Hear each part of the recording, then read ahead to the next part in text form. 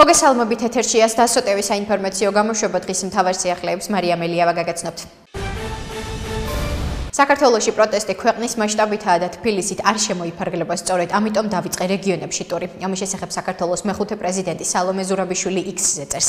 საქართველოში პროტესტი ქვეყნის მასშტაბითაა და თბილისით არ შემოიფარგლება. სწორედ ამიტომ დაიწყე რეგიონებში ტური. ჩემი პირველი გაჩერება სამეგრელოა, სადაც ხალხი საქართველოს სხვა რეგიონებთან ერთად დაუღალავად იბრძვის თავისუფალი და სამართლიანი არჩევნებისთვის. წერს ზურაბიშვილი. მისი განცხადებით დაკავებული აქციის მონაწილეები პატიმრობაში ყოველგვარი სამართლებრივი და ფაქტობრივი საფუძვლის გარეშე რჩებიან და მოსამართლეები მხოლოდ მართული პარტიის ბრძანებებს ასრულებენ.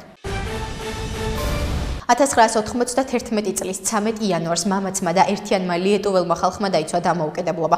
ამ მნიშვნელოვან დღეს საქართველოს დგას ლიეტუვასთან და მის ხალხთან ერთად. ამის შესახებ საქართველოს მეხუთე პრეზიდენტი სალომე ზურაბიშვილი X-ზე წერს. საქართველო ყოველთვის გრძნობს ლიეტუვის ძლიერ მხარდაჭერას მის ევროპულ გზაზე, აცხადებს ზურაბიშვილი. შეგახსენებთ, ლიეტუვა 13 იანვარს თავისუფლების დამცველთა დღეს აღნიშნავს. 1991 წელს 13 იანვარს საბჭოთა კავშირის სამხედრო შენაერთებმა დედაქალაქ ვილნიუსში ლიეტუვის დამოუკიდებლობის მოთხოვნით გამართული დემონსტრაცია დაარბიეს, რის შედეგადაც 14 მშვიდობიანი მოქალაქე დაიღუპა.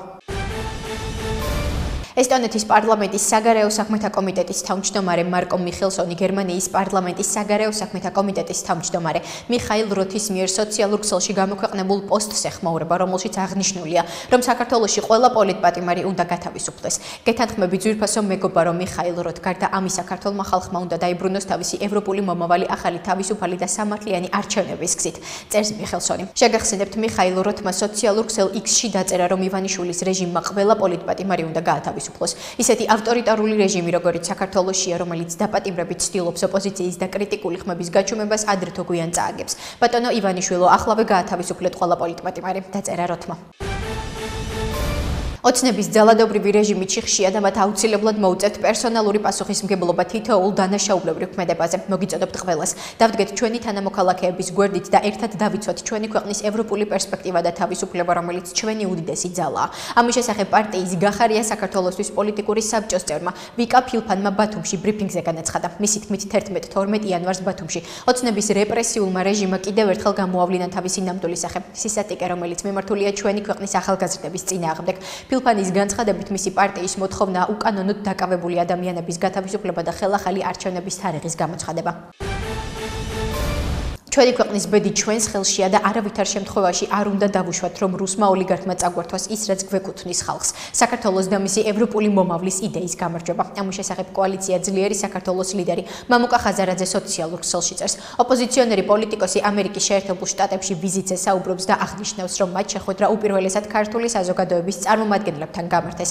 ხაზარაძე ამბობს, რომ ვიზიტის ფარგლებში ასევე არაერთი მაღალი დონის შეხვედრა გაიმართება. წინ არაერთი მაღალი დონის შეხვედრა გველოდება სტრატეგიულ პარტნიორებთან და მეგობრებთან სენატიდან, კონგრესიდან, სახელმწიფო დეპარტამენტიდან და სხვადასხვა ოფიციალური სტრუქტურებიდან. ჩვენი ქვეყნის ბედი ჩვენს ხელშია და არავითარ შემთხვევაში არ უნდა დავუშვათ, რომ რუსმა ოლიგარქმა წაგვართვას ის, რაც გვეკუთვნის ხალხს. საქართველოს და მისი ევროპული მომავლის იდეის გამარჯვება, წერს ხაზარაძე. გააჩერეთ ეს რეპრესიები, სანამ გვიანი არ არის. პერსონალურ პასუხისმგებლობას ვერავინ გაექცევა. ამის შესახებ საქართველოსთვის ლიდერი გიორგი გახარია სოციალურ ქსელში წერს. მისი თქმით, რეჟიმის მთავარი სამიზნე ახალგაზრდები არიან, ვინც ჩვენი ქვეყნის დემოკრატიული ევროპული მომავლისთვის იბრძვის. ბათუმში გუშინდა დღეს ჩვენი გუნდის ახალგაზრდები მათე და ელიზბარი დააკავეს. ასევე დაკავებულები არიან სხვა ახალგაზრდები, ჟურნალისტები. გააჩერეთ ეს რეპრესიები, სანამ გვიანი არ არის. პერსონალურ პასუხისმგებლობას ვერავინ გაექცევა. თავისუფლება ყველა უკანონო პატიმარს დაინიშნოს ახალი არჩევნები, წერს გახარია Facebook-ზე. აბუ-დაბიში ქართული ოცნების დეპუტატები ირაკლი ზარქუა და ვიქტორ სანიკიძე მოქალაქე ლაშა გაბიტაშვილს ფიზიკურად დაუპირისპირდნენ. ფაქტის ამსახველი ვიდეო მასალა სოციალურ ქსელში ვრცელდება. შემთხვევა სასტუმროს სასადილოში მოხდა. კადრებში ჩანს, რომ ლაშა გაბიტაშვილს სადილობის დროს ირაკლი ზარქუამ საჭმელი შეაყარა და ფიზიკურად დაუპირისპირდა. შემდეგ კი ჩხუბში ვიქტორ სანიკიძე ჩაერთო.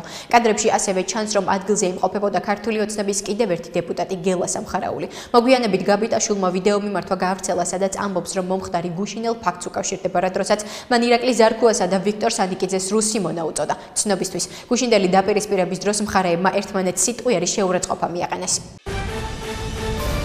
უკრაინაში კიდევ ერთი ქართველი მებრძოლი დაიღუპა. ინფორმაცია სოციალურ ქსელში ვანო ნადირაძე ავრცელებს. არსებული ცნობებით გარდაცვლილი კახათილიძეა. კონკრეტულად სად და რა ვითარებაში დაიღუპა ქართველი მებრძოლი დეტალები უცნობია. უკრაინაში რუსეთის სრულმასშტაბიანი ომი 2022 წლის თებერვალში დაიწყო. სტომატოლოგიური კლინიკებისთვის ახალი ვალდებულებების ამოქმედება მარტამდე გადაიდო. კერძოდ, ცვლილება, რომელიც სტომატოლოგების უწყვეტ სამედიცინო განათლების სისტემაში ჩართვას და ტრენინგებზე დასწრებას გულისხმობდა, 1 იანვრის ნაცვლად 1 მარტამდე გადავადდა. სტომატოლოგიურ კლინიკებს უწყვეტი სამედიცინო განათლების ქულებთან დაკავშირებით 1 მარტიდან შეამოწმებენ. 2024 წელს მოპოვებული ქულების შემოწმება განხორციელდება 2025 წლის 1 მარტიდან. 2025 წლის 1 მარტამდე შესაძლებელია 2024 წელს მოსაპოვებელი ქულების შევსებაც, თუმცა აღნიშნული ქულები არ იქნება ჩათვლილი 2025 წელს მოსაპოვებელი ქულების ჯამურ რაოდენობაში. ნათქვამია საქართველოს მთავრობის 30 დეკემბრის დადგენილებაში. ახლა კი გაგაცნობთ უცხოეთის სიახლეებს. გერმანიის თავდაცვის მინისტრი ბორის პისტორიუსი უარყოფს მედიაში გავრცელებულ ინფორმაციას იმის შესახებ, რომ გერმანიის კანცლერი ოლაფ შოლცი უკრაინისთვის ახალი სამხედრო დახმარების გამოყოფას ბლოკავს. უკრაინული მედიის ცნობით პისტორიუსმა ამის შესახებ ინტერვიუში განაცხადა. მისი თქმით, კანცლერი არ ბლოკავს უკრაინის არმიისთვის 3 მილიარდი ევროს მხარდაჭერის პაკეტის გამოყოფას და რომ მოელის, რომ ეს საკითხი ყველა პოლიტიკური საკითხის მოგვარების შემდეგ მოგვარდება. არანაირი ბლოკადა არ არის. თავდაცვის სამინისტროში უკრაინის დახმარების ახალი პაკეტი მოვამზადეთ. ახლა ეს პოლიტიკურად უნდა გადაწყდეს, როგორც კი ყველა საკითხი დაზუსტდება ველოდების შესაბამის გადაწყვეტილებას. აღნიშნა პისტორიუსმა. ცნობისთვის ადგილობრივმა გამოცემამ გაავრცელა, რომ გერმანიის საგარეო საქმეთა მინისტრს ანალენა ბერბოქს და თავდაცვის მინისტრ ბორის პისტორიუსს სურს არჩევნებამდე უკრაინას დაახლოებით 3 მილიარდი ევროს ღირებულების სამხედრო დახმარების პაკეტი გამოუყონ, მაგრამ ამ იდეას კანცლერი ოლაფ შოლცი ბლოკავს. გერმანიის პარლამენტის საგარეო საქმეთა კომიტეტის თავმჯდომარე მიხაილ როთი საქართველოში ჩამოვიდა. ამის შესახებ როთი სოციალურ ქსელში წერს. დაბრუნება ქალაქში, თბილისი, ევროპის ნამდვილი დედაქალაქია, წერს როთი. მანამდე მიხაილ როთი საქართველოში მიმდინარე მოვლენებს კიდევ ერთხელ გამოეხმაურა და განაცხადა, რომ ისეთი ავტორიტარული რეჟიმი, როგორც საქართველოშია, ადრე თუ გვიან წააგებს. ისეთი ავტორიტარული რეჟიმი, როგორც საქართველოშია, რომელიც დაპატიმრებით ცდილობს ოპოზიციის და კრიტიკული ხმების გაჩუმებას, ადრე თუ გვიან წააგებს. ბატონო ივანიშვილო, ახლავე გაათავისუფლეთ ყველა პოლიტპატიმარი, დაწერა როთმა. ლოს-ანჯელესში ტყის ხანძრების შედეგად დაღუპულთა რაოდენობა 24-მდე გაიზარდა, მათ შორის 16 იტონის ხანძარს ემსხვერპლა და 8 პალისეიდის ხანძარს. ინფორმაციას CNN-ი ავრცელებს. ამასთან ტელეკომპანიის ცნობით ოფიციალური პირები აცხადებენ, რომ ამ დროისთვის მსხვერპლის რეალური რაოდენობის დადგენა ვერ ხერხდება, რადგან ბევრ ადგილამდე მისვლა უსაფრთხო არ არის. 105,000-ზე მეტი მცხოვრები კვლავ ევაკუაციის ბრძანების ქვეშ იმყოფება. ლოკალიზებულია პალისეიდის ხანძრის მინიმუმ 11% და იტონის ხანძრის 27%. CNN-ის ინფორმაციით მეხანძრეები ხანძრის წინააღმდეგ 6-დღიანი ბრძოლის კრიტიკულ ეტაპზე არიან. სახანძრო ეკიპაჟები აცხადებენ, რომ პროგრესს აღწევენ, მაგრამ ოფიციალური პირების თქმით, ხანძრის საფრთხე კვლავ ძალიან მაღალი დარჩება, რადგან კვირის დასაწყისში მოსალოდნელია სახიფათო სანტა ანას ქარის დაბრუნება. უკრაინის პრეზიდენტმა ვოლოდიმირ ზელენსკიმ რუსეთის ფედერაციის კურსკის ოლქში დატყვევებული ჩრდილოეთ კორეელი ჯარისკაცების დაკითხვის ვიდეო გამოაქვეყნა და განაცხადა, რომ უკრაინა მზადაა რუსეთის ტყვეობაში მყოფი უკრაინელების გაცვლის ფარგლებში ისინი სამშობლოში დააბრუნოს. ჩრდილოეთ კორეელი პირველი დატყვევებული ჯარისკაცების გარდა უდავოდ იქნებიან სხვებიც. დროის საკითხია, სანამ ჩვენი ბიჭები შეძლებენ მეტის ხელში ჩაგდებას. უკრაინა მზადაა გადასცეს თავისი ხალხი კიმ ჩენ ინს თუმას რუსეთის ტყვეობაში მყოფ ჩვენს ჯარისკაცებში მათი გაცვლის ორგანიზება შეუძლია. აღნიშნა ვოლოდიმირ ზელენსკიმ განაცხადა, რომ იმ ჩრდილოეთ კორეელი ჯარისკაცებისთვის, რომლებსაც არ სურთ დაბრუნება, შეიძლება არსებობდეს სხვა გზებიც. კერძოდ, იმ კორეელებს, რომლებიც გამოხატავენ მშვიდობასთან დაახლოების სურვილს ამ ომის შესახებ სიმართლის კორეულად გავრცელებით მიეცემათ ასეთი შესაძლებლობა. უკრაინის შეიარაღებულმა ძალებმა მორიგი მაღალი სიზუსტის საჰაერო დარტყმა განახორციელეს რუსეთის ფედერაციის მეორე გვარდიის კომბინირებული შეიარაღების არმიის დონეცკის ოლქის ქალაქ ნოვოგროდოვკაში მდებარე სამეთაურო პუნქტზე. ინფორმაციას უკრაინული მედია ქვეყნის შეიარაღებული ძალების გენერალურ შტაბზე დაყრდნობით ავრცელებს.